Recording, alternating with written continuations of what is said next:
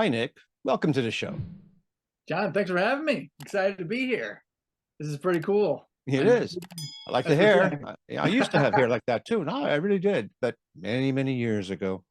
Looks like I feel like it's turned into a big mop on my head here. I Well, need to. just hope that you don't end up like me, unless you like Oh, this John. look. Well, it's totally up to You you. look you look good like that. I I kind of do. I like that look because it's like clean. I wish It's I had easy. that. Yeah. Yeah.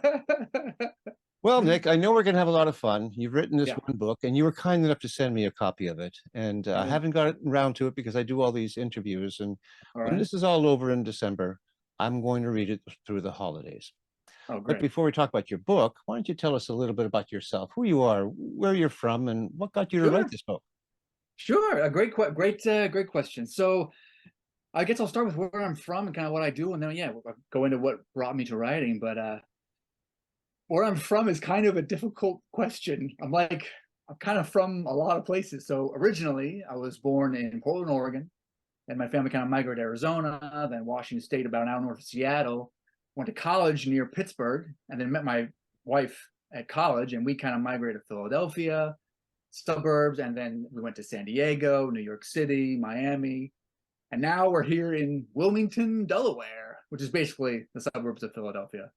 I've been bouncing around a lot because, to be honest, both of us don't really know where we belong. So we're trying to figure it out, actually. So I don't think we're going to stay in Delaware, but we're just kind of here for a moment, I guess. Yeah. And so my professional life, I guess I have two jobs, one of passion and one of necessity. My job of necessity to pay the bills is the financial industry, and so that's what kind of brought me to bouncing around a bit from coast to coast a little, and just do basic trade support operations, but not something I want to do at all. But it's kind of something I had to do after college. I hope you don't mind me being transparent with you, but when I graduated college, I graduated with a lot of student loan debt, and I didn't know what to do with myself, and I had to get a job right away. So I started in the financial world and kind of in lower level roles, kind of boots on the ground type of operations roles, but nothing I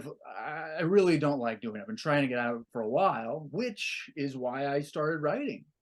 So that kind of brings us, it's a good transition into why I started writing this book. Is like, for me, I need purpose. Like all of us, you want to have a purpose, you want to do something good, and I've always been searching for that, and I didn't know how to do that. And so I'd always kind of written, in college, maybe, silly stuff, some kind of apocalyptic items I would send to my friends as jokes, but never really took it that seriously. And as I started, the more I worked, the more I wanted to get into writing, and because I wanted to do something. And what really, what really sparked the fire within me was like, this is when I lived in New York City. My wife and I were in New York for about 4.5 years, and like, you're at work, you're doing a job that you cannot stand. And in the financial world, there's like a lot of unnecessary pressure and a lot of arrogance and a lot of egos. And it's like, I don't fit in there, but I just do it. So you're doing a job that you can't stand. And then as you're doing your work, there's a TV in the background playing the news. And it's just, how it is. It's one terrible thing after another, one more horrific tragedy after another. And like, it like threw me into depression. I was like, I'm doing something I hate doing. There's nothing I want to help the world to do something. And I didn't even know what that was, but I was trapped because of money. I just couldn't. People say, if you don't like your job, it's your own fault. Well, I disagree with that, because you need money to explore Yeah. because you can't work while you explore what you want to do. And so Mhm. I just felt so trapped. And so then I just decided to start writing the story, creating this story of inspiration, and to kind of to help society unite, to inspire society to live in a shared world of peace. And that's what this book is. And after work, like on the subway going home from work in New York, I would literally have a pen with my little journal my wife got me, and I would try to like write down little ideas. And it's impossible to write on the subway in New York because it's so crowded. Yeah. So I didn't do much there. But then when we moved to Philadelphia, the subway is a lot lighter, and I literally was taking the energy from work that I hated doing and just like putting it into this work of fiction called In the Beginning. And it just kept kind of going from there and gaining momentum, and I finally finished it. And yeah, that's kind of who I am and why I started writing. And when did you think about writing a book? What year was that? So let me think. So I self-published this book on Amazon in 2019. And it took me about 5 years to really get it going. So I'd say I kind of got the idea in 2014, 2013.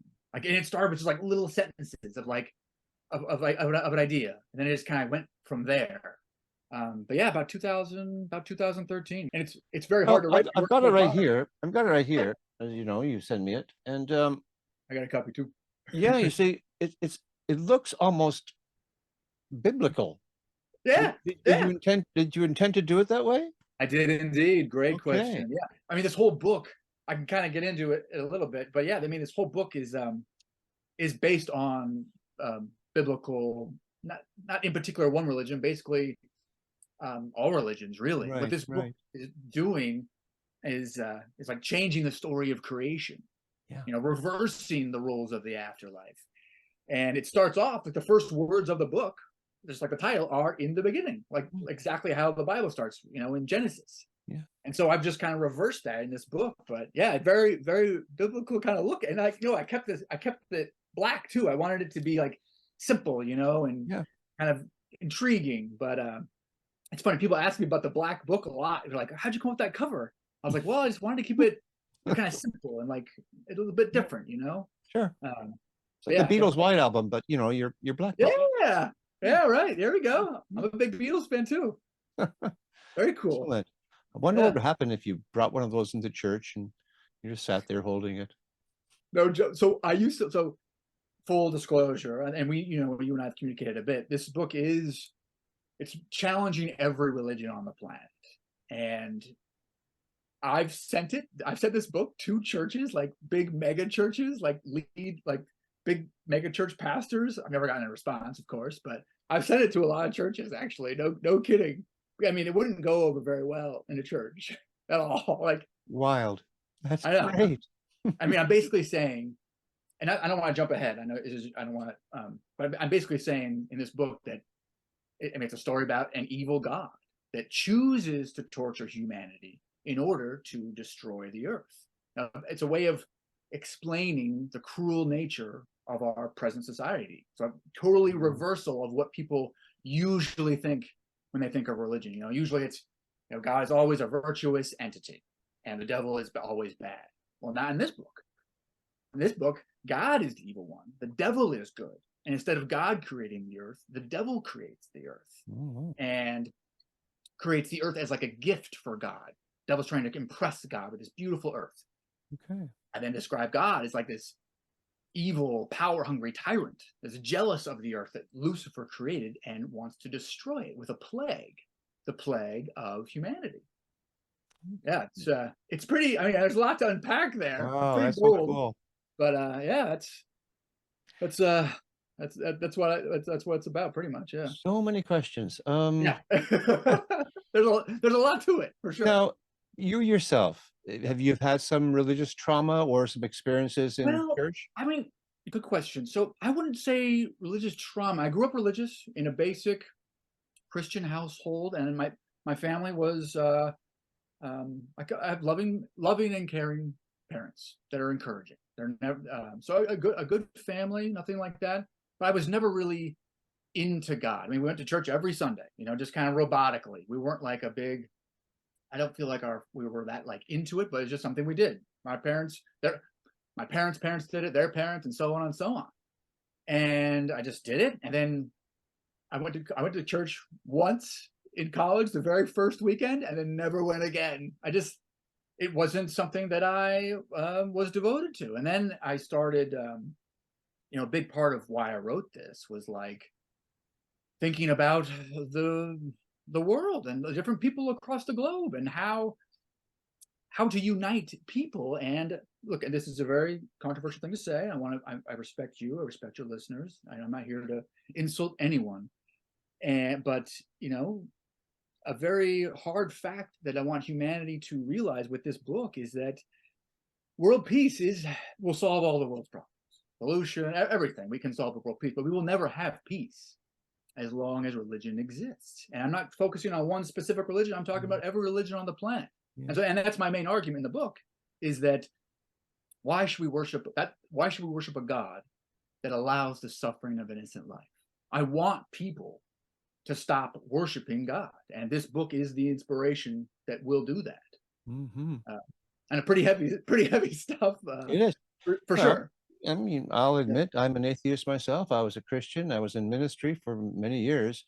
I was a music minister, but Really? I walked away from that. It took me another Yeah. 12 years to that I still believed in a God to fully Yeah. deconstruct. So I was 57 when I fully Really? walked away. That's a long, quite old. Really? But I don't make Interesting. a point of it. I'm not angry. I'm a Canadian, so Canadians aren't angry about stuff like that.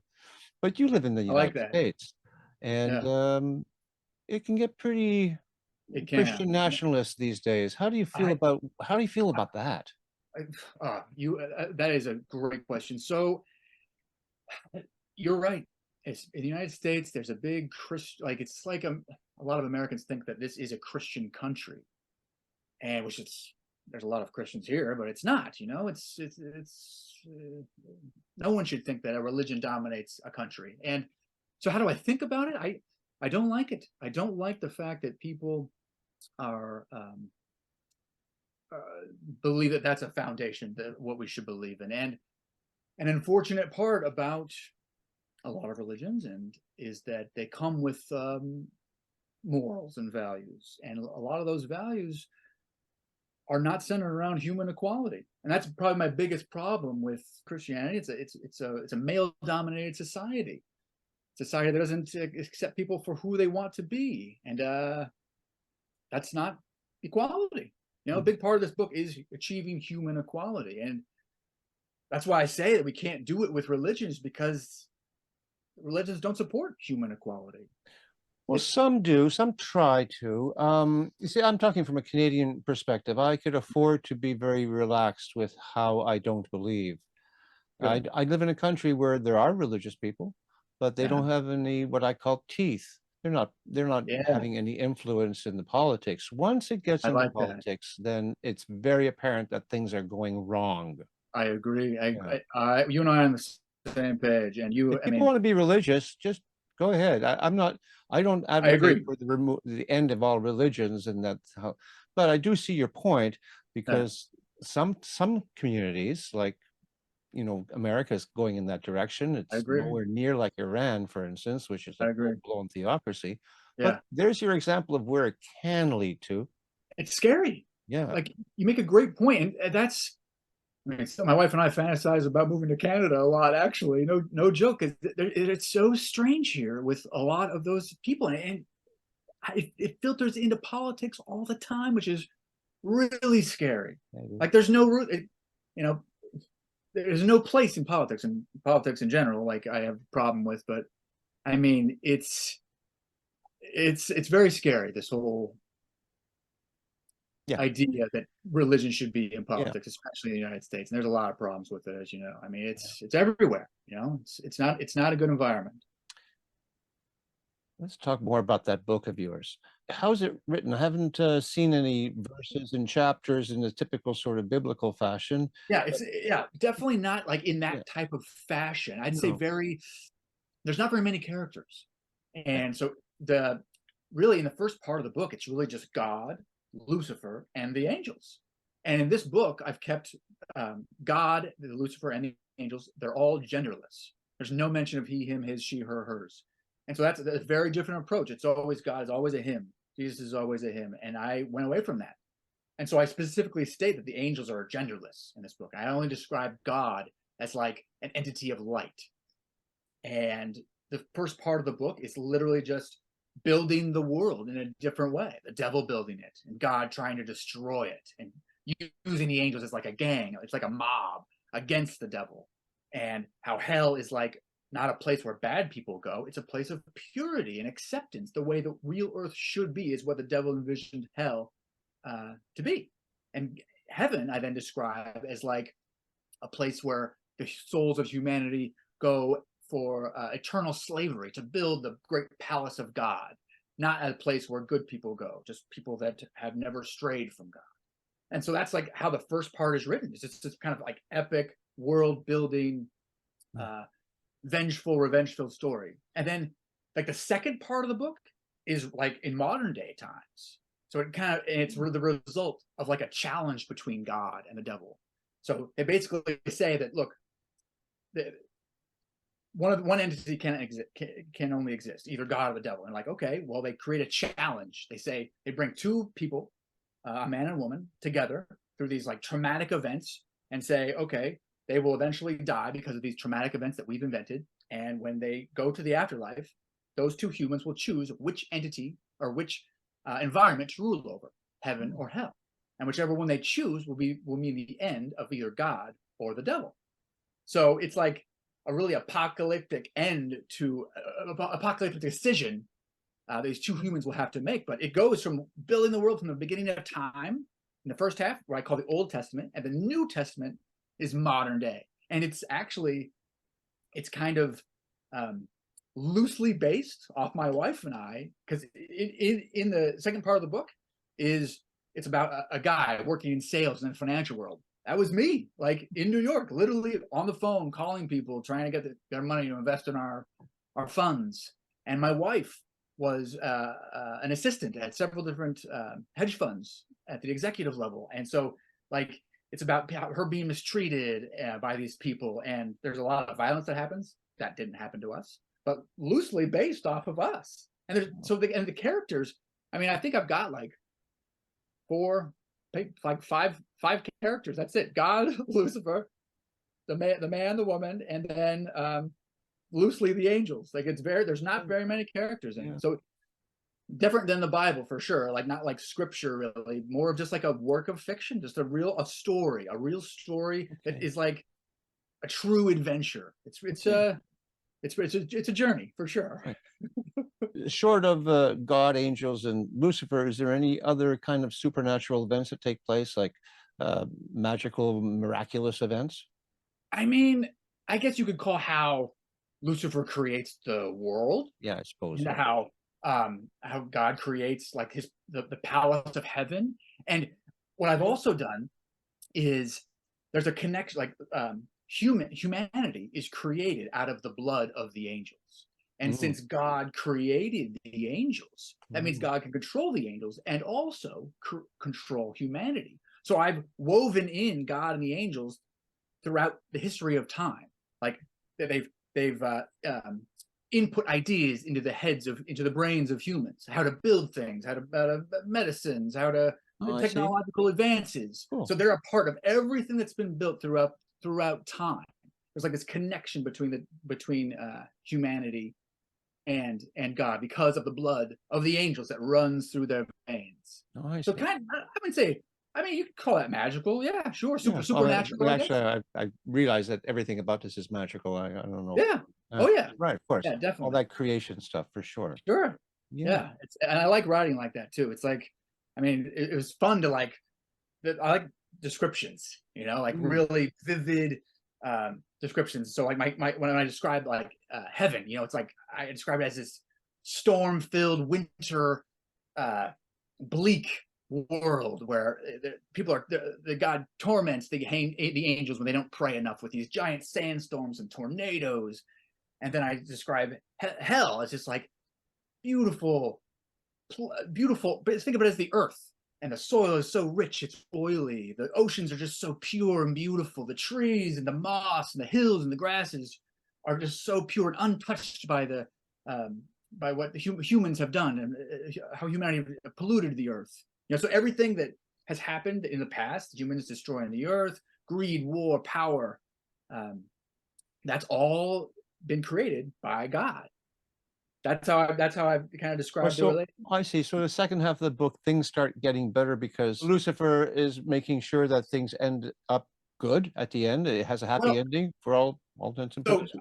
I will say that there is a happy ending for sure, but Lucifer isn't really helping humanity get better. Lucifer is part of this challenge that God has created. So they're creating terrible events to happen to these two humans in order to bring them to this point of in order to bring them to their demise. Really, it will ultimately bring them to their deaths, where they have to decide one realm to rule over, heaven or hell.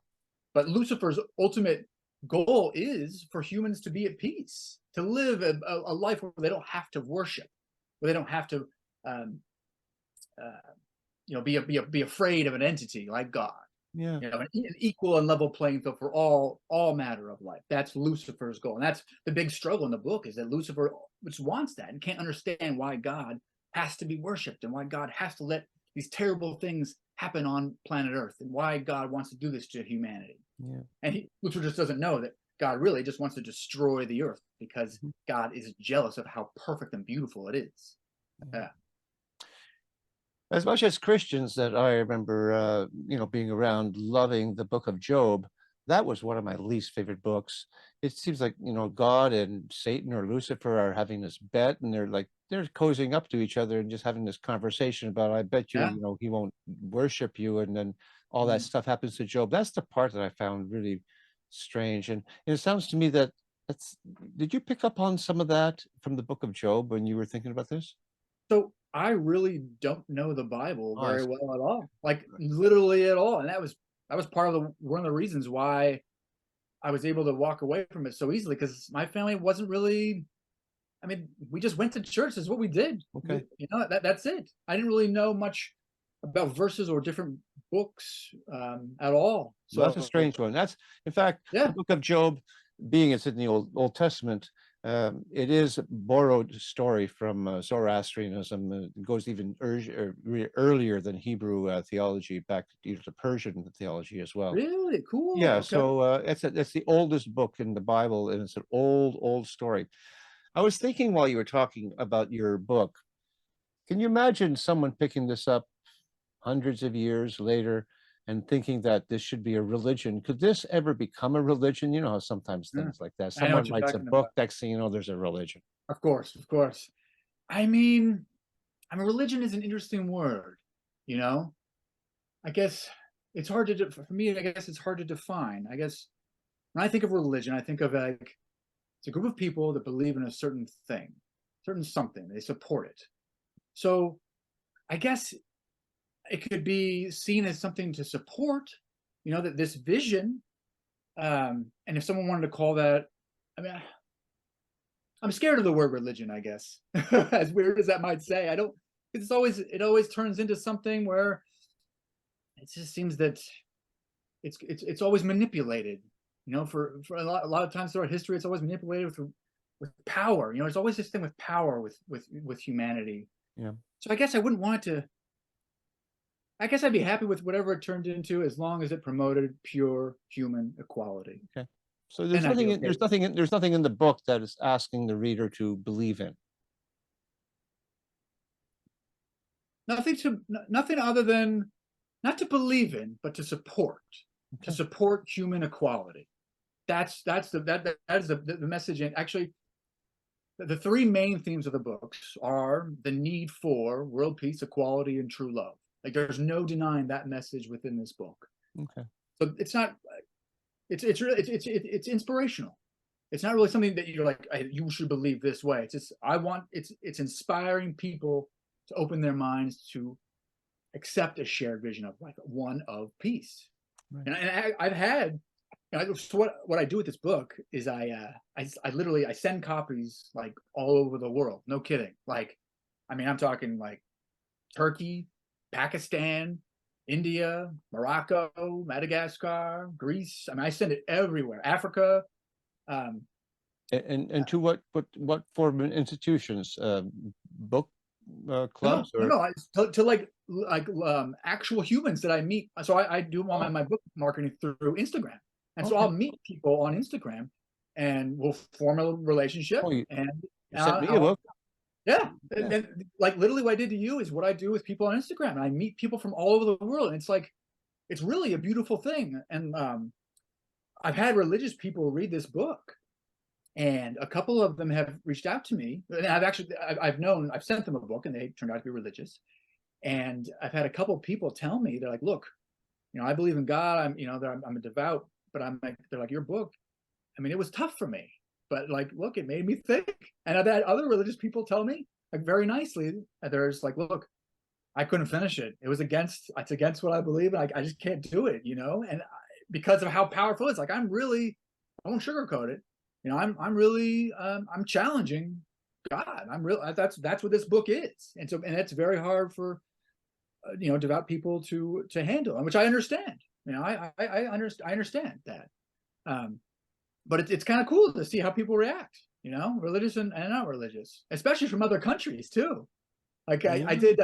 Yeah. I met a book club of these ladies in the country of Jordan, and we had like a whole like Zoom call like you and I are having now, just to discuss it. It was like, it was really, really rewarding. It was just so much, and just through our love of literature, like similar to what you do. Like, you are serving a purpose with your show, getting authors out there. Like, it's a big deal. You know, like what you do. You know, and that's bringing people together through books is like, I can't imagine anything more important. Yeah. You know, it's a good thing. I'm Yeah. loving every moment of it. Yeah. It's exciting. There's a atheist community in the United States, and it's very diverse. The one thing that holds them together is just they don't believe in God, but besides Yeah. that, everybody's very different. And of course, there's atheist books that generally talk about being atheist. Okay. This is not that, but have you ever thought of getting into that community and I'm having them glad read this book and perhaps they could be entertained by it? Or how do you feel about that? you actually make a great point. You know, I've not done that much research about the atheist community in the United States, or actually anywhere. That's a good one for me to start doing.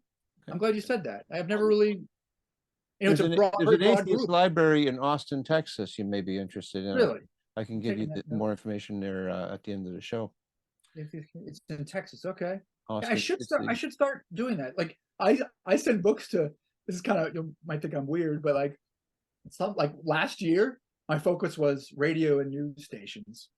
So each month I would send out 10 books to Minnesota, and I'd pick like random radio stations, and I wouldn't, you can't just send it to the radio station. You got to pick a person to send it to. So yeah. I'd be like on the webpage, like finding like the associate producer and just sending them a book. And they're probably like, who's this weirdo that's sending it? But that's what I do to get it out there. You know, being an independent author is tough. You know, Well, it is. Yeah. It sounds to me that you order a lot of author copies then. I mean, all I do is order copies from Amazon of my Yeah. own book and send it to people. I mean, That could add up. That could be a big. It can be a lot of money to do what you're doing. oh, it costs a lot. You know, I mean, I do quite a lot of marketing, and yeah, it's its own personal investment. My wife and I spend a lot of money doing this, but I mean, look, I do it. I mean, yeah, I want to write for a living, but I mean, that's not really what drives me, because what drives me is purpose. You know, that's what I'm about. You know, I have to have a purpose, and it wasn't, you know, doing what I was doing in French. I mean, I got to go to work tomorrow. I have no purpose doing it. Right. This is my purpose. Right. You know?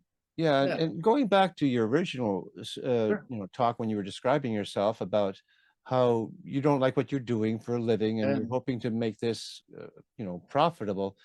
You know that there's a very slim chance that that's going to Yeah. happen with just one book, and especially the Agreed. way you're doing it, sending out all these free copies, it's just Yeah. costing you more and more and more. Yeah. At the end of the day, though, all these things that you're doing, including talking to me right now, is it making you feel better about your job? Making me feel better about the The job of job that you writing. say you don't like, that you Oh. have to go to pay back your student loans and live. Because we all Well, have to do that. I don't I know. anymore. I'm Oh retired. yeah. I know Yeah. what it's like. Yeah. Yeah. Yeah. I mean, it makes me feel good about who I am, and I mean, maybe not about my job. Like, I guess it makes me feel like I have a purpose. Yeah. So it makes me feel good when I go there tomorrow. I'll be like, look, I don't want to be here. This is terrible as Yeah. always. But in the background of my mind, I'll be like, yeah, you know, I got something out there. I'm Exactly. passionate. You know, this is a Exactly. good thing to do. You know, so Exactly. it does make me feel good. I'm glad you said that. Yeah. It's that's an important thing. You get lost easy in this world, you know, Yeah. and I mean, if we want peace, yeah. starts from inside. Yeah, yeah, well said. Well said. Yeah, yeah. You're right. I Yeah. gotta tell you, Hmm. it's hard to achieve that too. Like I gotta, I mean, I got, I have a lot of dark times, like all of us, and getting through it. I mean, writing gets me through it. That's how I think about peace. It's like how I can get, like, I mentally prepare myself for doing things I don't like to do, like the job I have to do, or knowing that there's horrible things happening in the world. I have to like walk myself through that and get to an internal moment of peace. Mhm. And it's tough. I've been working on that for a while. Yeah. It's hard, but important. Well, right now we're talking is 2023. You Yeah, said the book was first published in 2019. I'm going yeah, to ask you that question I ask every author. sure. How are book sales for you? So book sales, I would say about, I would say I average about 9 copies a month.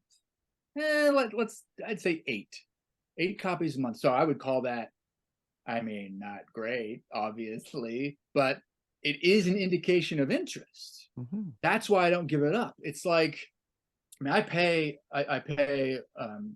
money to Amazon for advertising. Now you have to pay a certain amount per month, like Right. a certain amount to Amazon, and they'll advertise your book out there. And so that was like the biggest turning point for my wife and I, is when we started subscribing to that, like, paying for it every month, and it's expensive. Yeah. But I was starting to get more sales just through my little like tiny ad on Amazon. And Oh, like really? I've got 60, I mean, I've got 100 reviews total, but only 60 on Amazon. Okay. And so my little book, which has got 60 reviews, does spark some interest, which I mean, I come from sales in the financial world. And I was like, okay, that does mean something, the fact that they are continuous, small. Yeah, I'm a small time guy. Nobody knows who Nick Girard is. And I mean, that's the way it is, I don't care. But that has kept me going, is that's that number, and every month I log in to see how we've done for the month. And I'm like, okay, we're still getting some through Amazon advertising. And that's with nobody even know who I am. So there's a market out there. It's tough. So yeah, I Yeah. would say the indication of interest is good. I wouldn't say the sales are good Yeah. in the big Sales are picture of tough. It's a tough thing. sales. Even people who sell a lot of books aren't Yeah. rich. Oh yeah, yeah, exactly. That's a tough road. So, are these speaking engagements? It looks like you would be a lot of fun to listen to. Oh, well, that's very kind of you to say. Thank you. I mean, I did I do some local bookstores. I've done a few at local bookstores, just like little events. And when I say little, I mean little. My wife is there, maybe two other people. I've done a few things like that as much as I can, and I try to get on as many podcasts as I can. I've been more getting into podcasts over the past couple of months, and so they're building a little, but it's few and I mean, it's not a lot, but it's something. It's something I can't turn away from. Like it's a decent amount of an opportunity that I can't let it go. I've got to kind of see it out a bit, just because of the feedback that I've been getting. But I tell you, it's tough, John. I mean, you get Well, like I know. you get depressed, like you're just like, what am I doing? Like how can I keep this up? I got a real full-time job, and I got to do this. It's like that's the balance of doing both. Yeah, two lives. Yes, that's a You know, difficult thing to it's balance for it's sure. it's like, I mean, it makes it like really hard to do. And I Yeah. mean, I want to write more too, Yeah, I was but going to ask you, do you have anything planned for writing in the future? Something else? yeah. So I want to do a follow-up to this book, but that's the part of the problem, is that like if you work full time, I mean, it's really hard to write. Like, I mean, the only reason I finished this book was because I was unemployed for like 6 months when we moved to Florida. I was like, it was a terrible situation, and I ended up being unemployed for 6 months, and like just sat in our little apartment in Boca Raton and like didn't even move. I was like a hermit, and just like I was like, this is the only time in my life I'm gonna have to be able to do this. And so I did it. Just put pen to paper, and I finished it. It took, I mean, it's quite a journey to finish it, but like it's just, my point is that it's to write good work. I mean, you really have to have pure focus. You can't have anything else to do. We'll see Works how the it same goes. way in music, by the way, too. I imagine you're a When I musician. stopped being a professional musician, I kept playing, but it's just not the same. Yeah. Yeah, like I'm sure. Yeah, I'm glad you said that, John. Because yeah, I mean, I mean, you know how it goes. Like Yeah. to perform good art, like your music, I mean, you got to be focused. You can't have any, like, it's like you got to have like blinders on, you I know? took time off my career. I just said, I'm not accepting any more contracts. I'm focusing on my music.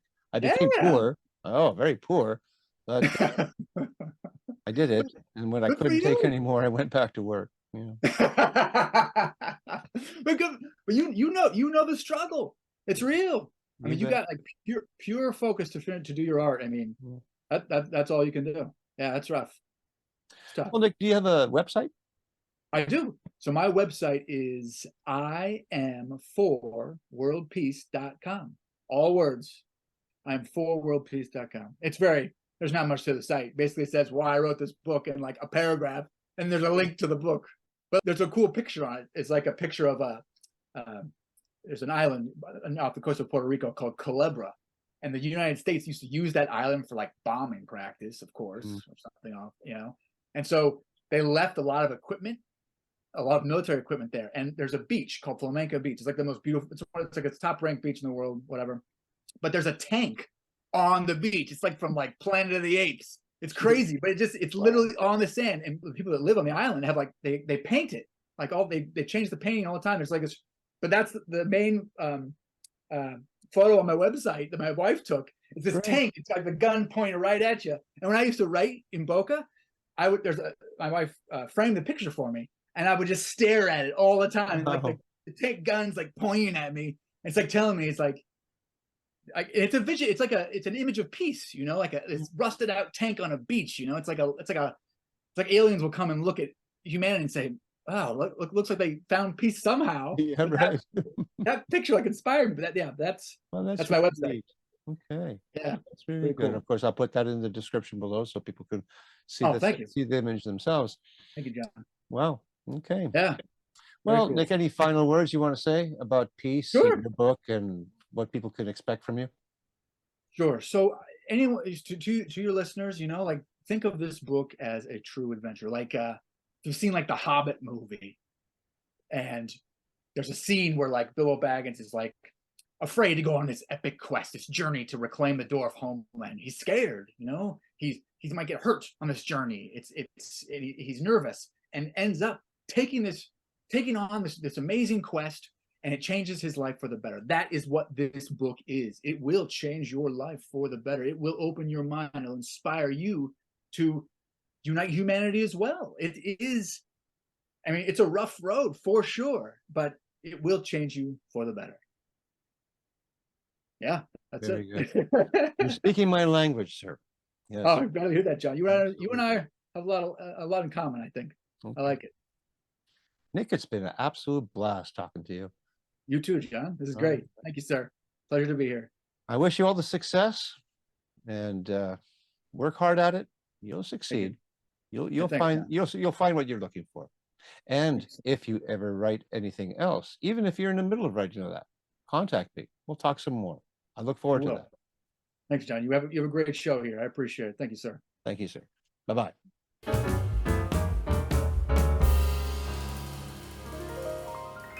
Thank you for watching. And before you go, if you like what I do here on Tell Me About Your Book, then consider subscribing, hitting that like button, and don't forget to ring that bell for future notifications. You can even leave a comment. All of that really helps in recommending this channel to a larger audience. And if you are an author, I would love to speak with you about your book. Until next time, keep on writing and be kind to one another.